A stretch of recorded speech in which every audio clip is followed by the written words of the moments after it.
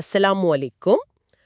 ரஹீக் அல் மக்தூம், அதாவது நபி ஸல்லல்லாஹு அலைஹி வஸல்லம் அவங்களோட அந்த அழகிய வாழ்க்கை வரலாறு புத்தகத்தோட சில முக்கியமான பகுதிகளை இன்னைக்கு நாம கொஞ்சம் விளக்கமா பார்க்க போறோம். வலைக்கம் அஸ்ஸலாம். ஆமாம், இன்ஷா அல்லாஹ். நம்ம நோக்கம் என்னன்னா, இந்த வரலாற்று பெட்டகத்துல இருக்கிற நிகழ்வுகளை, அதாவது நடந்த சம்பவங்களை கொஞ்சம் கொஞ்சமா புரிஞ்சுக்கிறது. இதன் மூலமா நபி ஸல்லல்லாஹு அலைஹி வஸல்லம் அவங்களோட ஆரம்பகால போராட்டங்கள், சவால்கள், அப்புறம் முக்கியமான திருப்புமுனைகள் பத்தி நாமளும் ஆழமா தெரிஞ்சுக்கலாம். உங்களுக்கும் அது பயனுள்ளதா இருக்கும்னு நம்புறோம். நிச்சயமா. ஏன்னா இதுல நமக்கு நிறைய படிப்பினைகள் இருக்கு. சரி, இன்னைக்கு நாம எதுல கவனம் செலுத்த போறோம்னா, மக்காவுல முஸ்லிம்கள் பட்ட கஷ்டங்கள், அப்புறம் அந்த முதல் ஹிஜ்ரத், அதாவது ஹபஷாவுக்கு போனது, ம், குறைஷிகளோட எதிர்வினைகள், அவங்க எப்படி நடந்துகிட்டாங்க, முக்கியமா ஹம்சா ரதியல்லாஹு அன்ஹு, உமர் ரதியல்லாஹு அன்ஹு போன்ற முக்கியமான சஹாபாக்கள் இஸ்லாத்துக்கு வந்தது. ஆமா, மிக முக்கியமான நிகழ்வுகள் அது. அதோட குறைஷிகள் நபி ஸல்லல்லாஹு அலைஹி வஸல்லம் அவங்க கிட்ட வந்து சில பேச்சுவார்த்தைகள் நடத்துனாங்கல்ல, அது ஏன் தோல்வி அடைஞ்சது? இது எல்லாத்தையும் இஸ்லாமிய வரலாற்று அறிஞர்களோட பதிவுகள் அடிப்படையில பார்க்கலாம். சரி, ரொம்ப நல்லது. இந்த வரலாற்று பயணத்துல எங்களோட நீங்களும் இணையுங்க. சுப்ஹானல்லாஹ். சரி, அப்போ ஆரம்பிக்கலாமா? நபித்துவத்தோட 4ஆம் ஆண்டு கடைசியில 5ஆம் ஆண்டுல முஸ்லிம்கள் மேல குறைஷிகளோட கொடுமைகள் ரொம்ப அதிகமாச்சு இல்லையா? அப்பதானே முதல் ஹிஜ்ரத் பத்தின பேச்சே வருது.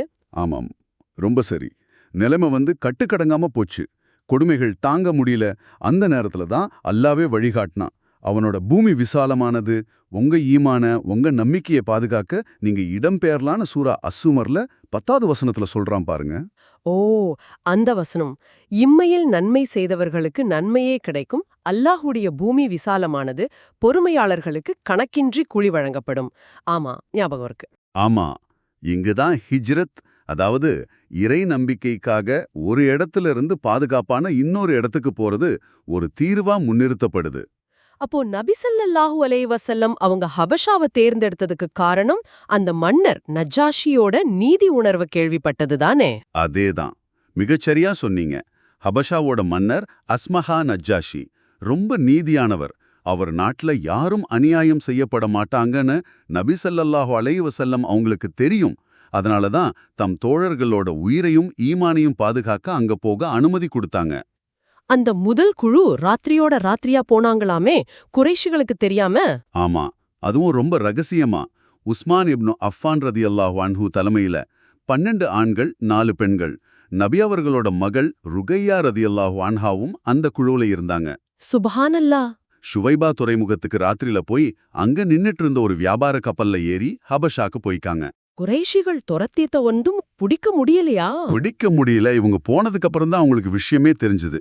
துரத்திட்டு வந்தாங்க, ஆனா அதுக்குள்ள கப்பல் கிளம்பிடுச்சு. ஏமாற்றத்தோட திரும்பி போனாங்க. நபி ஸல்லல்லாஹு அலைஹி வஸல்லம் அவங்களே இப்ராஹிம் அலைஹிஸ்ஸலாம், லூத் அலைஹிஸ்ஸலாம் அவங்களுக்கு பிறகு அல்லாஹ்வின் பாதையில ஹிஜ்ரத் செஞ்ச முதல் குடும்பம் உஸ்மான் ரதியல்லாஹு அன்ஹுவும் ருகையா ரதியல்லாஹு அன்ஹா தான் சொன்னதா இஸ்லாமிய வரலாற்று அறிஞர்கள் சொல்றாங்க. ஆமா, இது ஒரு பெரிய சிறப்பு. அல்ஹம்துலில்லாஹ், ஹபஷாவுல அவங்களுக்கு ஒரு நிம்மதி கிடைச்சது. இது நடந்தது நபித்துவம் 5ஆம் ஆண்டு ரஜப் மாசத்துல. சரி, அதே வருஷம் ரமலான் மாசத்துல மக்காவுல ஒரு முக்கியமான சம்பவம் நடந்துச்சே, சஜ்தா சம்பவம்னு சொல்லுவாங்களே. ஆமாமா, அது ரொம்ப ஒரு ஆச்சரியமான சம்பவம். நபி ஸல்லல்லாஹு அலைஹி வஸல்லம் அவங்க ஹரம் ஷரீஃப்ல குறைஷ் தலைவர்கள் எல்லாம் கூடியிருந்த சபையில சூரா நஜ்ம் ஓதினாங்க. பொதுவா அவங்க குர்ஆனை கேட்கவே விடமாட்டாங்க, ஒரே கூச்சல் குழப்பம் பண்ணுவாங்க. சரிதான். சூரா ஃபுஸ்ஸிலத்துல அல்லாஹ் சொல்றான் இல்லையா, வசனம் 26, இந்த குர்ஆனை செவிமடுக்காதீர்கள், அதில் குழப்பம் செய்யுங்கள்னு அவங்க பேசிக்கிட்டதா. ஆனா அன்னிக்கு என்னாச்சு? அன்னைக்கு அந்த வசனங்களோட இனிமை, அதோட கம்பீரம், அதுல இருந்து சத்தியம், அதை கேட்டவங்க அப்படியே மெய் மறந்து போயிட்டாங்க. சுப்ஹானல்லாஹ். அதோட உச்சகட்டம் என்னன்னா, சூராவோட கடைசியில சஜ்தா வசனம் வருது இல்லையா, அது ஓதிட்டு நபி ஸல்லல்லாஹு அலைஹி வஸல்லம் அவங்க சஜ்தா செய்ய. என்ன ஆச்சரியம்னா, என்ன? அங்க இருந்த குறைஷிகள் அத்தனை பேரும் அவங்களையே அறியாம சஜ்தாவுல விழுந்துட்டாங்க. அப்படியா? குறைஷிகளுமா? ஆமாம், யோசிச்சு பாருங்க, சத்தியத்தோட ஈர்ப்பு எவ்வளோ சக்தி வாய்ந்ததுன்னு. அவங்களோட பிடிவாதம் எல்லாம் ஒரு கணம் உடைஞ்சு போச்சு. ஆனா உடனே சுதாரிச்சுக்கிட்டு அவங்க செஞ்சதை நியாயப்படுத்த ஒரு பொய்ய சொன்னாங்களே, தில்கல் கரானி குல் உலா அப்படின்னு நபி ஸல்லல்லாஹு அலைஹி வஸல்லம் அவங்க சிலைகளை புகழ்ந்ததா? ஆமா, அது சுத்த பொய். தங்களோட செயலை மறைக்கவும், தங்களை நியாயப்படுத்திக்கவும் அவங்க கட்டின கதை அது. இதுவே அவங்களோட பலவீனத்தையும் உண்மையை நேருக்கு நேரா சந்திக்க அவங்களுக்கு இருந்த தயக்கத்தையும் காட்டுது. இந்த சஜ்தா சம்பவம் பத்தி ஒரு தப்பான செய்தி ஹபஷாவுக்கு போனதால தானே சிலர் திரும்பி வந்தாங்க. ஆமா, சரியா சொன்னீங்க. மக்காவுல குரேஷிகள் எல்லாரும் இஸ்லாத்தை ஏத்துக்கிட்டாங்கன்னு ஒரு வதந்தி ஹபஷாவுக்கு போயிடுச்சு. அத நம்பி சில முஸ்லிம்கள் அதே வருஷம் ஷவால் மாசம் மக்காவுக்கு திரும்பி வந்தாங்க. ஆனா இங்க வந்ததும் நிலைமை வேற மாதிரி இருந்திருக்குமே. நிச்சயமா, நகருக்கு பக்கத்துல வரும்போதுதான் உண்மை நிலவரம் தெரிஞ்சது. குரேஷிகள் மாறல, கொடுமை இன்னும் அதிகமாயிருக்குன்னு. அப்ப திரும்பி வந்தவங்க என்ன ஆனாங்க? சிலர் பயந்து திரும்பவும் அபஷாவுக்கே போயிட்டாங்க. இன்னும் சிலர் யாருக்கும் தெரியாம மறைஞ்சோ இல்ல சில குரேஷிகளோட பாதுகாப்புலயோ மக்காவுக்குள்ள நுழைஞ்சாங்க. ஆனா இவங்க திரும்பி வந்தது குரேஷிகளோட கோபத்தை இன்னும் அதிகமாக்கிடுச்சு. கொடுமைகள் அதிகமாச்சா? முன்னாடி இருந்ததை விட ரொம்ப அதிகமாச்சு. இதனால தான் நபி ஸல்லல்லாஹு அலைஹி வஸல்லம் அவங்க தோழர்களை மறுபடியும் ஹபஷாவுக்கு ஹிஜ்ரத் போக சொன்னாங்க. இதுதான் இரண்டாவது ஹிஜ்ரத். இது முதல் ஹிஜ்ரத்தை விட கஷ்டமா இருந்துச்சுன்னு சொல்றாங்க. ஆமா, ஏன்னா குரேஷிகள் இந்த முறை ரொம்ப எச்சரிக்கையா இருந்தாங்க. தடுக்க ரொம்ப முயற்சி செஞ்சாங்க. எவ்வளவு பேர் போனாங்க இந்த முறை? இம்முறை 83 ஆண்கள் 18 அல்லது 19 பெண்கள் போனாங்க. அம்மா ரதியல்லாஹு அன்ஹு போகலன்னு ஒரு கருத்தும் இருக்கு. ஆனா குரேஷிகளோட தடைகளை மீறி அல்லாஹ்வின் அருளால அவங்க பாதுகாப்பா நஜாஷியை போய் அடைஞ்சாங்க. அல்ஹம்துலில்லாஹ். அல்ஹம்துலில்லாஹ். ஆனா குரேஷிகள் சும்மா இருப்பாங்களா? ஹபஷாவுல முஸ்லிம்கள் நிம்மதியா இருக்கிறது அவங்களுக்கு பிடிக்கலையே. பிடிக்கல. அதனாலதான் அவங்க ஒரு தூதுக்குழு அனுப்புனாங்க. அம்ரு இப்னு ஆஸ் அப்புறம் அப்துல்லா இப்னு அபி ரபியா இவங்க 2 பேரையும் நிறைய பரிசு பொருட்களோட நஜாஷி கிட்ட அனுப்புனாங்கல்லே. ஆமா, அவங்களோட திட்டம் என்னன்னா, முதல்ல நஜ்ஜாஷியோட மதகுருமார்கள், தளபதிகள் இவங்கள பார்த்து பரிசு கொடுத்து முஸ்லிம்களுக்கு எதிரா அவங்கள தயார்படுத்தணும். அப்புறம் மன்னர்கிட்ட போய் என்ன சொன்னாங்க மன்னர்கிட்ட? மன்னரே, எங்க ஊர்ல இருந்து சில புத்திகெட்ட வாலிபங்க ஓடி வந்துட்டாங்க. அவங்க எங்க குல மார்க்கத்தையும் விட்டுட்டாங்க, உங்க மார்க்கத்தையும் ஏத்துக்கல. ஏதோ புதுசா ஒரு மார்க்கத்தை சொல்றாங்க, அவங்கள எங்க கிட்ட ஒப்படைங்கன்னு கேட்டாங்க. மதகுருமார்களும் தூதுவர்களுக்கு சாதகமா பேசினாங்க. ஆனா நஜ்ஜாஷி நீதியானவராச்சே, அவர் என்ன செஞ்சார்? அவர் உடனே முடிவெடுக்கல. குற்றம் சாட்டப்பட்டவங்க தரப்பு நியாயத்தை கேட்காம நான் எந்த முடிவும் எடுக்க மாட்டேன்னு சொல்லிட்டு முஸ்லிம்களை அவைட்டு வர சொன்னார். அப்ப முஸ்லிம்கள் சார்பா யார் பேசினாங்க? ஜஃபர் இப்னு அபி தாலிப் ரலியல்லாஹு அன்ஹு. அவங்களோட பேச்சு இருக்கு பாருங்க, அது ஒரு அற்புதமான உரை.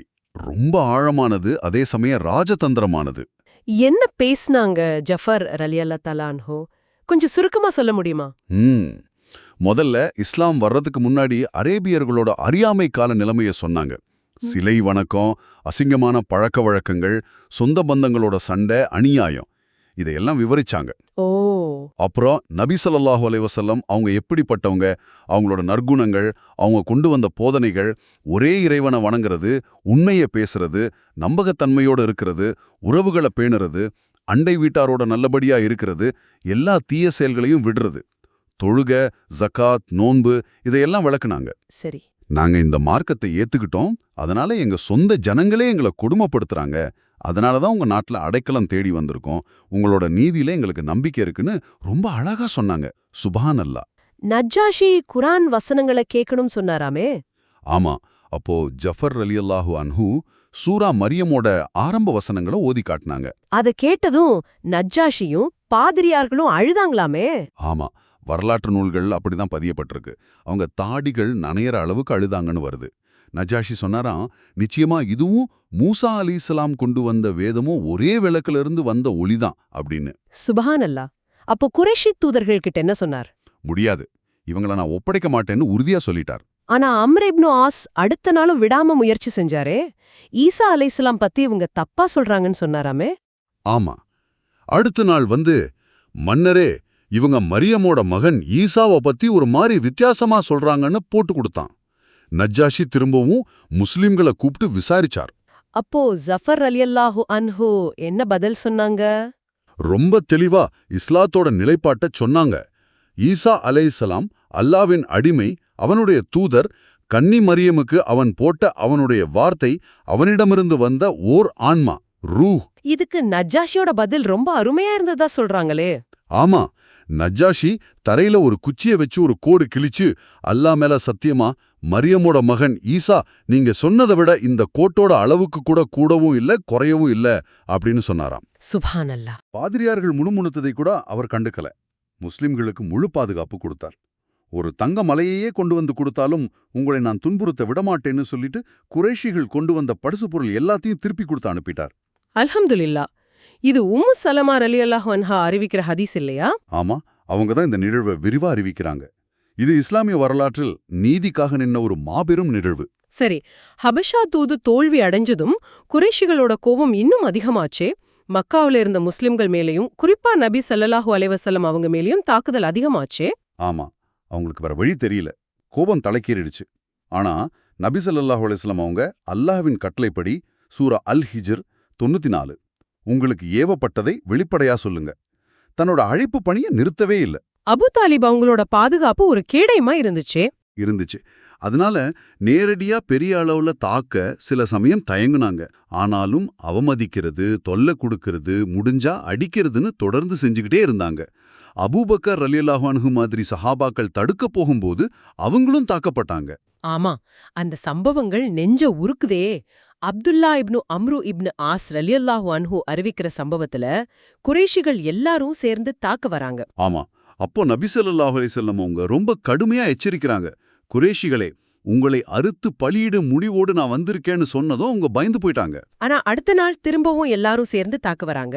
அப்போ அபூபக்கர் ரலியல்லாஹு அன்ஹு தான் ஓடி வந்து, என் இறைவன் அல்லான்னு சொன்னதுக்காகவா ஒருத்தரை கொல்ல போறீங்கன்னு கண்ணீரோட கேட்டு காப்பாத்துறாங்க. சுப்ஹானல்லாஹ். அதே மாதிரி உக்பா இப்னு அபி முஐத் கழுத்தை நெரிச்ச போதும் அபூபக்கர் ரலியல்லாஹு அன்ஹு தான் வந்து காப்பாத்துனாங்க. அதுக்கப்புறம் அபூபக்கர் ரலியல்லாஹு அன்ஹுவையே எல்லாரும் சேர்ந்து அடிச்சிருக்காங்க.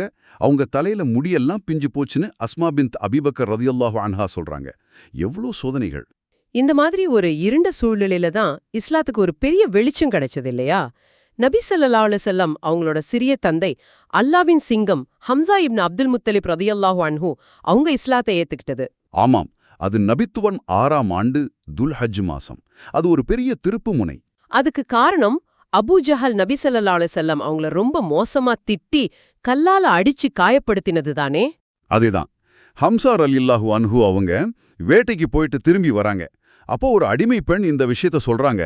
ஹம்சா ரலியல்லாஹு அன்ஹு அவங்களுக்கு கோபம் பொத்துக்கிட்டு வருது. நேரா காபாவுக்கு போறாங்க. அங்க அபூ ஜஹல் இருந்தான். நேரா அவங்கிட்ட போய் கையில இருந்த வில்லால ஓங்கி அடிச்சு, ஏன் சகோதரன் மகனை திட்டுற அளவுக்கு உனக்கு தைரியம் வந்துருச்சா? இதோ கேட்டுக்கோ, நானும் அவன் மார்க்கத்துல தான் இருக்கேன் அப்படின்னு கர்ஜிச்சாங்க. சுப்ஹானல்லாஹ். இதனால பெரிய சண்டை மூண்டிருக்கும் போல இருக்கு. இருந்துச்சு. பனு மக்சூம் அபுஜஹலோட கிளை ஆளுங்க சண்டைக்கு வந்துட்டாங்க. ஆனா அபுஜஹல் பயந்துட்டான். ஏன்னா பனு ஹாஷிம் நபி ஸல்லல்லாஹு அலைஹி வஸல்லம் அவங்களோட கிளை பெரிய கிளை. சண்டை பெருசானா தனக்கு தான் ஆபத்துன்னு நினைச்சு, விடுங்கப்பா, நான் தெரியாம அவர் அண்ணமகனை கொஞ்சம் கடுமையா பேசிட்டேன்னு சொல்லி சமாளிச்சான். ஹம்சா ரலியல்லாஹு அன்ஹு ஆரம்பத்துல குடும்ப ரோஷம் காரணமா இஸ்லாத்தை ஏத்துக்கிட்டு தான் சொல்றாங்களே. ஆமாம், ஆரம்பம் அப்படிதான். ஆனா அல்லாஹ் அவர் உள்ளத்துல ஈமான ஆழமா பதிய வச்சிட்டான். அவர் இஸ்லாத்துக்கு ஒரு பெரிய தூண். முஸ்லிம்களுக்கு அவரோட இஸ்லாம் ஏற்பு மிகப்பெரிய பலத்தையும் தைரியத்தையும் கொடுத்துச்சு. அல்ஹம்துலில்லாஹ். அல்ஹம்துலில்லாஹ்.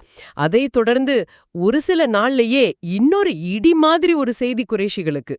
ஆனா முஸ்லிம்களுக்கு இது மாபெரும் நற்செய்தி. உமர் இப்னுல் கத்தாப் ரலியல்லாஹு அன்ஹு அவங்க இஸ்லாத்தை ஏத்துக்கிட்டது. ஆமாம், நபி ஸல்லல்லாஹு அலைஹி வஸல்லம் அவங்க துஆ செஞ்சிருந்தாங்க. அல்லாவே, இந்த 2 உமர்ல உமர் இப்னுல் கத்தாப் அல்லது அம்ரு இப்னு ஹிஷாம், அதாவது அபூஜஹல், உனக்கு விருப்பமான ஒருத்தரை கொண்டு இஸ்லாத்தை பலப்படுத்தணும். அல்லாஹுக்கு விருப்பமானவர் உமர் இப்னுல் கத்தாப் ரலியல்லாஹு அன்ஹுவா இருந்தாங்க. அல்ஹம்துலில்லாஹ். அல்ஹம்துலில்லாஹ். உமர் ரலியல்லாஹு அன்ஹு வந்து ரொம்ப வலிமையானவங்க, தைரியமானவங்க. அதுக்கு முன்னாடி முஸ்லிம்களை ரொம்ப துன்புறுத்தினவங்க. ஆனா அவங்க மனசுக்குள்ள ஒரு போராட்டம் நடந்துகிட்டு இருந்துச்சுன்னு இஸ்லாமிய வரலாற்று அறிஞர்கள் சொல்றாங்க. அப்படியா? என்ன மாதிரி போராட்டம்? முஸ்லிம்களோட உறுதிய பாக்குறாங்க. இவ்வளவு அடிச்சும் உதைச்சும் அவங்க கொள்கையை விடமாட்டேங்கிறாங்க. ஒருவேளை இது உண்மையா இருக்குமோன்னு ஒரு சின்ன சந்தேகம் அவங்களுக்குள்ள இருந்திருக்கு. அவர் இஸ்லாத்தை ஏத்துக்கிட்ட அந்த நிகழ்வு இருக்கே, அது ரொம்ப உணர்ச்சிகரமானது, நாடகீயமானது இல்லையா? கொஞ்சம் சுருக்கமா சொல்ல முடியுமா? நிச்சயமா. ஒரு ராத்திரி காபாவுடைய திரைக்கு பின்னால ஒளிஞ்சுக்கிட்டு நிக்கிறாங்க. அப்போ நபி ஸல்லல்லாஹு அலைஹி வஸல்லம் அவங்க தொழுதுகிட்டே சூரா அல் ஹாக்காவை ஓதுறாங்க. ஓ, அத உமர் ரலியல்லாஹு அன்ஹு கேக்குறாங்க. அந்த வார்த்தைகள் அவங்க மனச தொடுது. இது கவிதையான்னு நினைக்கிறாங்க. அடுத்த வசனம் இது கவிஞனின் சொல்லல்லன்னு வருது. ஜோசியமான்னு நினைக்கிறாங்க. இது ஜோசியக்காரனின் சொல்லும் அல்லன்னு அடுத்த வசனம் வருது. அப்பவே இஸ்லாம் அவர் உள்ளத்துல பதிய ஆரம்பிச்சிடுச்சு. ஆனா அப்பவும் அவர் மாறலையே. நபி ஸல்லல்லாஹு அலைஹி வஸல்லம் அவங்கள கொல்ல வாளோட கிளம்புனாராமே.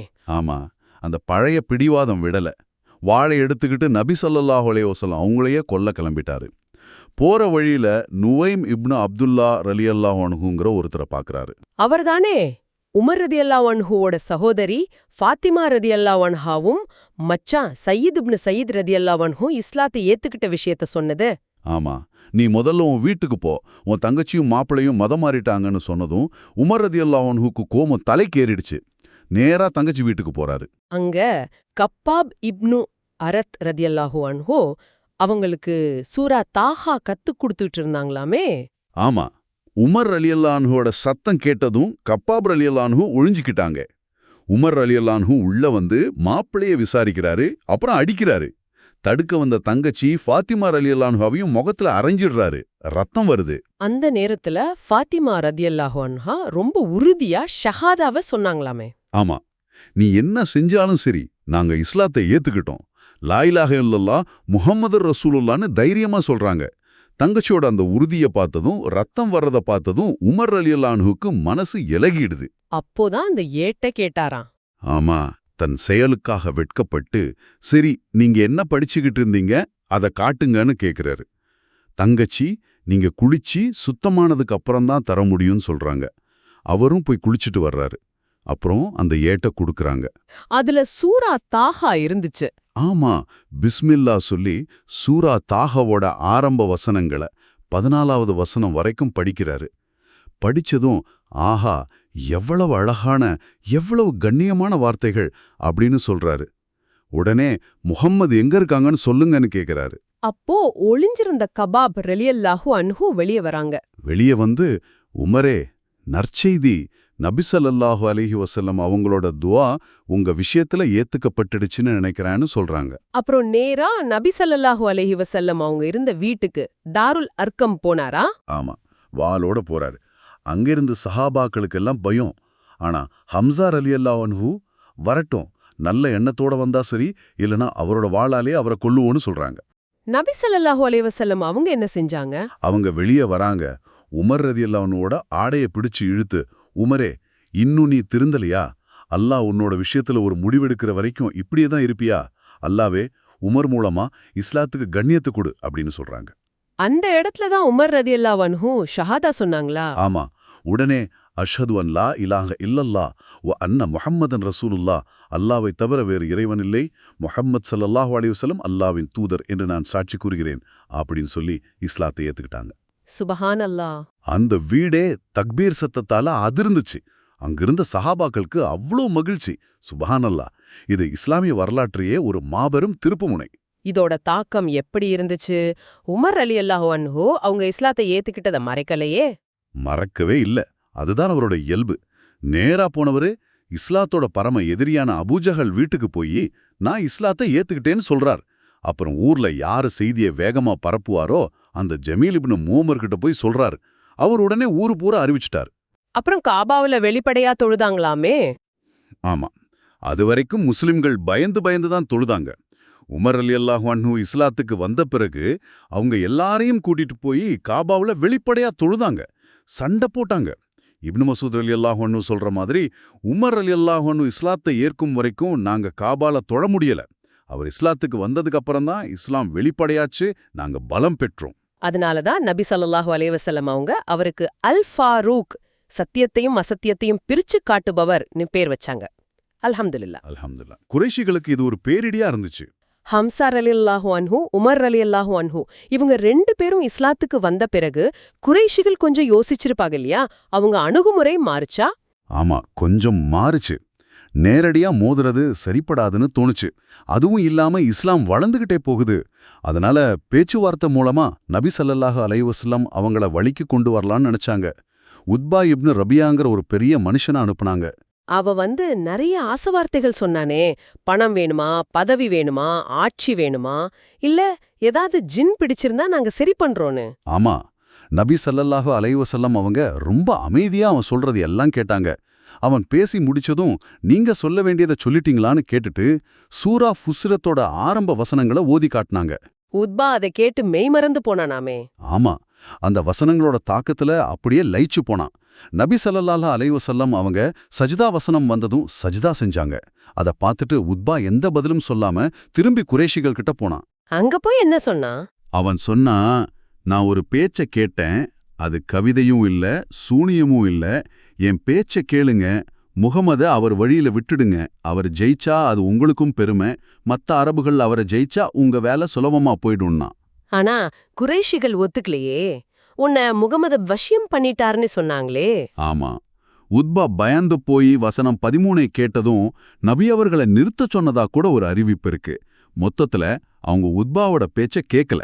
இந்த முயற்சி தோத்து போனதும் அடுத்த குறைஷி தலைவர்கள் எல்லாரும் கூட்டா வந்து அதே மாதிரி சலுகைகளை மறுபடியும் சொன்னாங்களாமே. ஆமா, பெரிய தலைங்கள்லாம் சேர்ந்து வந்து திரும்பவும் பணம், பதவி, ஆட்சி எல்லாத்தையும் சொன்னாங்க. நபி ஸல்லல்லாஹு அலைஹி வஸல்லம் அவங்களோட பதில் அப்பவும் ரொம்ப உறுதியா இருந்துச்சு. என்ன சொன்னாங்க? நான் உங்ககிட்டேந்து எதையும் தேடி வரல. நான் அல்லாஹுவின் தூதர். உங்களுக்கு நற்செய்தி சொல்லவும் எச்சரிக்கை செய்யவும் வந்திருக்கேன். என் செய்தியை ஏத்துக்கிட்டா உங்களுக்கு ஈருலக வெற்றி. மறுத்தா அல்லாஹ் எனக்கும் உங்களுக்கும் நடுவுல தீர்ப்பு சொல்ற வரைக்கும் நான் பொறுமையா இருப்பேன்னு சொன்னாங்க. இதுக்கப்புறம் தானே அவங்க ரொம்ப வினோதமான கோரிக்கைகளை வைக்க ஆரம்பிச்சாங்க. ஆமா, சரி, நீங்க சொல்றது உண்மைன்னா இந்த மக்கா மலைகளை தள்ளி விடுங்க, இங்க ஆறுகளை ஓட வைங்க, எங்க முன்னோர்கள் செத்து போனாங்களே அவங்களை எழுப்பி காட்டுங்க, அல்லாவையும் வானவர்களையும் நேர்ல கொண்டு வந்து காட்டுங்க, உங்களுக்கு தங்கத்தாலையும் வெள்ளியாலையும் ஒரு மாளிகை வரவைங்க, இப்படி கேட்டாங்க. கடைசியா இதெல்லாம் முடியலன்னா எங்க மேல வேதனையை இறக்குங்கன்னு சொன்னாங்க. நபி ஸல்லல்லாஹு அலைஹி வஸல்லம் அவங்க என்ன பதில் சொன்னாங்க? ரொம்ப நிதானமா, அதெல்லாம் அல்லாஹ்வின் அதிகாரத்துல இருக்க, அவன் நாடினால் செய்வான் அப்படின்னு சொன்னாங்க. குறைஷிகள் கோபமாகி, சரி, உங்களை நாங்க அழிக்கிற வரைக்கும் இல்ல நீங்க எங்களை அழிக்கிற வரைக்கும் இந்த சண்டை ஓயாதுன்னு சொல்லிட்டு போனாங்க. இந்த பேச்சுவார்த்தைகள் எல்லாம் தோத்து போனதுக்கு அப்புறம் தானே அபூ ஜஹல் ரொம்ப திமிரா நபி ஸல்லல்லாஹு அலைஹி வஸல்லம் அவங்க சஜ்தா செய்யும்போது தலையில கல்ல தூக்கி போட போறேன்னு சபதம் செஞ்சான். ஆமா, அடுத்த நாள் நபி ஸல்லல்லாஹு அலைஹி வஸல்லம் அவங்க தொழுதுகிட்டு இருந்தாங்க. சஜ்தாவுக்கு போனப்போ அபூ ஜஹல் ஒரு பெரிய கல்ல தூக்கிட்டு வந்தான். ஆனா பக்கத்துல நெருங்குனதும் என்னாச்சு? அவன் முகம் விளிரி போச்சு. பயத்துல அப்படியே நின்னுட்டான். கையில இருந்த கல்ல தூக்க முடியாம கஷ்டப்பட்டு பின்வாங்கி ஓடிட்டான். ஏன் அப்படி ஆச்சுன்னு கேட்டாங்களாமா? கேட்டதுக்கு நான் கிட்ட போனப்போ ஒரு பயங்கரமான ஒட்டகம் என் மேல பாஞ்சு என்னை கடிக்க வந்துச்சு. அப்படி ஒரு ஒட்டகத்தை நான் என் வாழ்நாள்ல பார்த்ததே இல்லைன்னு சொன்னான். சுப்ஹானல்லாஹ். நபி ஸல்லல்லாஹு அலைஹி வஸல்லம் அவங்க என்ன சொன்னாங்க? அவங்க சொன்னாங்க, அது ஜிப்ரீல் அலைஹிஸ்ஸலாம். அவன் இன்னும் கொஞ்சம் கிட்ட வந்திருந்தா அவர் அவனை அழிச்சிருப்பாருன்னு. அல்லாஹ் தான் தூதரை எப்படியும் பாதுகாத்தான். சுப்ஹானல்லாஹ். நேரடி மோதல், பேச்சுவார்த்தை, அச்சுறுத்தல், கொலை முயற்சி எதுவுமே வேலைக்காகல. அப்புறம் என்ன பண்ணாங்க குறைஷிகள்? மார்க்கத்துல சமரசம் செய்ய முயற்சி பண்ணாங்களா? அதுதான் அவங்களோட அடுத்த கடைசி கட்ட முயற்சிகள்ல ஒண்ணு. சில முக்கியமான தலைவர்கள் அஸ்வத், வலீத், உமையா, ஆசிப்னு வாயில் இவங்கெல்லாம் வந்து, ஒரு வருஷம் நீங்க வணங்குறத நாங்க வணங்குறோம், அடுத்த வருஷம் நாங்க வணங்குறத நீங்க வணங்குங்க, இப்படி ஒரு ஒப்பந்தம் பண்ணிக்கலான்னு கேட்டாங்க. ரொம்ப வினோதமான ஒப்பந்தம். இதுக்கு பதிலா தானே சூரா அல் காஃபிரூன் இறங்குச்சு. ரொம்ப தெளிவான உறுதியான பதில். மிக சரியான பதில். சொல்லுங்க, நிராகரிப்பவர்களே, நீங்க வணங்குறத நான் வணங்க மாட்டேன். உங்களுக்கு உங்க மார்க்கம், எனக்கு ஏன் மார்க்கம். சுருக்கம். இது மாதிரி வேற சில சமரச முயற்சிகளும் நடந்துச்சு. அப்படியா? என்ன மாதிரி? நீங்க எங்க சிலைகளை சும்மா தொட்டா மட்டும் போதும்னு சொன்னாங்க. அதுக்கு சூரா அஸ்-ஸுமர் வசனம் 64 பதில் சொல்லுச்சு. அப்புறம் குரானையே மாத்தி வேற ஒன்ன கொண்டு வாங்கன்னு கேட்டாங்க. அதுக்கு நபி ஸல்லல்லாஹு அலைஹி வஸல்லம் அவங்க என்ன பதில் சொன்னாங்க? இதை ஏன் இஷ்டத்துக்கு மாத்துறதுக்கு எனக்கு எந்த அதிகாரமும் இல்ல. எனக்கு வஹியா என்ன வருதோ அதைத்தான் நான் பின்பற்றுவேன்னு சூரா யூனுஸ் வசனம் 15 அடிப்படையில பதில் சொன்னாங்க. அல்லாஹ்வும் நபி ஸல்லல்லாஹு அலைஹி வஸல்லம் அவங்கள இந்த விஷயத்துல ரொம்ப எச்சரிக்கையா இருக்கணும், சமரசம் செஞ்சிடக்கூடாதுன்னு சூரா அல் இஸ்ரா வசனங்கள் 73, 75 மூலமா உறுதிப்படுத்தினான். எல்லா முயற்சிகளும் இப்படி தோத்து போனதுக்கு அப்புறம் தான் குறைஷிகள் யூதர்கள் கிட்ட போய் ஆலோசனை கேட்டாங்களா? ஆமா, நல்ரு இப்னுல் ஹாரிஸ்னு ஒருத்தன் இருந்தான். அவன் கொஞ்சம் படிச்சவன். அவன் சொன்னா, முஹம்மது சொல்றது கவிதையும் இல்ல, ஜோசியமும் இல்ல, சூனியமும் இல்ல, பைத்தியக்காரத்தனமும் இல்ல. இது ஏதோ பெரிய விஷயமா இருக்கு, நமக்கு விஷயம் தெரியல. ஒருவேளை யூதர்கள்ட்ட கேட்டா தெரியலாம், அவங்க வேத ஞானம் உள்ளவங்கன்னு சொன்னான். சரி. அதனால குறைஷிகள் நல்ரு இப்னுல் ஹாரிஸ மதீனாவுல இருந்த யூத அறிஞர்கள்ட்ட அனுப்புனாங்க. அவங்க 3 கேள்விகளை கேட்டு அனுப்புனாங்க. என்ன கேள்விகள் அது? ஒன்னு, பல வருஷத்துக்கு முன்னாடி ஒரு குகையில போய் ஒழிஞ்சுகிட்ட சில வாலிபங்கள் அஸ்ஹாபுல் காஃப் பத்தின கதை என்ன? 2, பூமியோட கிழக்கு மேற்கெல்லாம் சுத்தி வந்த ஒரு மன்னர் துல்கர்னேன் பத்தின கதை என்ன? 3 ரூஹ் அதாவது ஆன்மான்னா என்ன? இதுக்கு சரியா பதில் சொன்னா அவர் உண்மையான நபி, இல்லன்னா இல்லன்னு சொன்னாங்க. இந்த கேள்விகளை நபி ஸல்லல்லாஹு அலைஹி வஸல்லம் அவங்க கிட்ட குறைஷிகள் கேட்டாங்க. ஆனா பதில் வர கொஞ்சம் தாமதமாச்சாமி. ஆமா, சில நாட்கள் வஹி வரல. நபி ஸல்லல்லாஹு அலைஹி வஸல்லம் அவங்க கொஞ்சம் கவலைப்பட்டாங்க. ஆனா அப்புறம் வஹி இறங்குச்சு. என்ன பதில் வந்துச்சு? சூரா அல் கஹஃப் இறங்கி முதல் 2 கேள்விகளுக்கும் குகைவாசிகள் பத்தியும் துல்கர்னைன் பத்தியும் ரொம்ப விரிவான பதில்களை சொல்லுச்சு. 3வது கேள்வி ரூஹ் பத்தினதுக்கு சூரா அல் இஸ்ராவுல 17.85ல பதில் வந்துச்சு. ரூஹ் என்பது என் இறைவனோட கட்டளையைச் சேர்ந்தது, உங்களுக்கு ரொம்ப குறைவான ஞானம்தான் கொடுக்கப்பட்டிருக்கு அப்படின்னு. இது நபி ஸல்லல்லாஹு அலைஹி வஸல்லம் அவங்களோட நபித்துவத்தை மறுபடியும் நிரூபிச்சது. ஆனாலும் குறைஷிகள் ஏத்துக்கல. அநியாயக்காரர்கள் ஏத்துக்க மறுத்தாங்க. இப்போ என்ன பண்றதுன்னு அவங்களுக்கு தெரியல. ஒரே குழப்பம். வன்முறைய கையில் எடுத்தா அது குலங்களுக்கு நடுவுல பெரிய பிரிவினையை உண்டாக்கிடும்னு பயந்தாங்க. இந்த சூழ்நிலையில தான் அபூ தாலிப் அவங்க ஒரு முக்கியமான முடிவெடுத்தாங்க இல்லையா? ஆமா, குறைஷிகளோட எண்ணம் சரியில்லை. அவங்க நபி ஸல்லல்லாஹு அலைஹி வஸல்லம் அவங்கள கொல்லவும் துணிவாங்கன்னு தெரிஞ்சுக்கிட்ட அபூ தாலிப் தன்னோட கிளைகளான பனு ஹாஷிம், பனு முத்தலிப், இதுல முஸ்லிம்களும் இருந்தாங்க, முஸ்லிம் அல்லாதவங்களும் இருந்தாங்க, எல்லாரையும் ஒன்னு சேகரிச்சு கஃபாவுல வச்சு ஒரு ஒப்பந்தம் செஞ்சாங்க. என்ன ஒப்பந்தம் அது?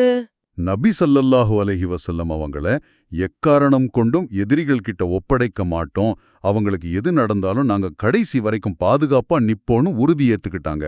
அபூலஹப் மட்டும் இதுக்கு ஒத்துக்காம குறைஷிகளோட போய் சேர்ந்துகிட்டான். இது அடுத்து நடக்க போற முற்றுகைக்கு வழிவகுத்துச்சு. ஆக இன்னைக்கு நாம பார்த்த விஷயங்களை சுருக்கமா சொன்னா, ஆரம்பகால முஸ்லிம்கள் அவங்க ஈமானுக்காக எவ்ளோ கஷ்டப்பட்டாங்க, நம்பிக்கைய பாதுகாக்க ஹிஜ்ரத் போனாங்க. ஆமா, அந்த ஹிஜ்ரத்தோட முக்கியத்துவத்தை பார்த்தோம். குறைஷிகளோட அச்சுறுத்தல்கள், அவங்க காட்டின ஆசை வார்த்தைகள் எதுவுமே நபி ஸல்லல்லாஹு அலைஹி வஸல்லம் அவங்கள அசைக்க முடியல. முக்கியமா ஹம்சா ரதியல்லாஹு அன்ஹு, உமர் ரதியல்லாஹு அன்ஹு இவங்களோட இஸ்லாம் ஏற்பு முஸ்லிம்களுக்கு எவ்வளவு பெரிய பலத்தை கொடுத்துச்சுன்னு பார்த்தோம். நிச்சயமா இதுல நமக்கு பல படிப்பினைகள் இருக்கு.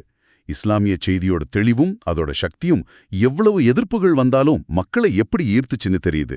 நஜாஷியோட நீதி எவ்வளவு முக்கியமானதுன்னு புரியுது. ஆமா, யூதர்களோட கேள்விகளுக்கு வந்த பதில்கள் நபித்துவத்தை எப்படி உறுதி செஞ்சுச்சுன்னு பார்த்தோம். எல்லாத்துக்கும் மேல இறைச்செய்தியோட அடிப்படையில நபி ஸல்லல்லாஹு அலைஹி வஸல்லம் அவங்க எவ்வளவு உறுதியா நின்னாங்கங்கிறதும் நமக்கு தெளிவாகுது. அல்ஹம்துலில்லாஹ். அல்ஹம்துலில்லாஹ். இப்ப நீங்க ஒரு கணம் யோசிச்சு பாருங்க. இவ்வளவு கடுமையான எதிர்ப்புகள், கேலி, கிண்டல், அவமானங்கள், அச்சுறுத்தல்கள், தாக்குதல்கள், கொலை முயற்சிகள், இத்தனைக்கும் நடுவுல நபி ஸல்லல்லாஹு அலைஹி வஸல்லம் அவங்களும் அந்த ஆரம்பகால முஸ்லிம்களும் அவங்க இறை நம்பிக்கையில ஒரு மலைய போல உறுதியா நிக்க முடிஞ்சதுக்கு என்ன காரணம்? அவங்களோட அந்த அசைக்க முடியாத உறுதியிலிருந்து நிலையற்ற இந்த உலகத்துல வாழ்ற நாம இன்னைக்கு என்ன பாடத்தை கத்துக்க முடியும்? இது நம்ம எல்லாரும் சிந்திக்க வேண்டிய ஒரு முக்கியமான கேள்வி. ஆழமான கேள்வி. அர்-ரஹீக் அல்-மக்தூம் புத்தகத்தோட இந்த பகுதி பத்தின நம்ம அலசல் உங்க எல்லாருக்கும் பிரயோஜனமா இருந்திருக்கும்னு நம்புறோம். இந்த நிகழ்வுகளுக்கு பின்னால இருக்கிற பாடங்களை பத்தி நீங்களும் ஆழமா சிந்திச்சு பாருங்க. இன்ஷா அல்லாஹ். இன்ஷா அல்லாஹ் அடுத்த பகுதியில இன்னும் பல முக்கியமான வரலாற்று நிகழ்வுகளோட உங்களை சந்திக்கிறோம். அதுவரைக்கும் நம்ம சேனலுக்கு மறக்காம சப்ஸ்கிரைப் பண்ணுங்க. இந்த வீடியோ பிடிச்சிருந்தா லைக் பண்ணுங்க, மத்தவங்களோடவும் ஷேர் பண்ணுங்க. அஸ்ஸலாமு அலைக்கும். வஅலைக்கும் அஸ்ஸலாம் வரஹ்மத்துல்லாஹி வபரகாத்துஹு.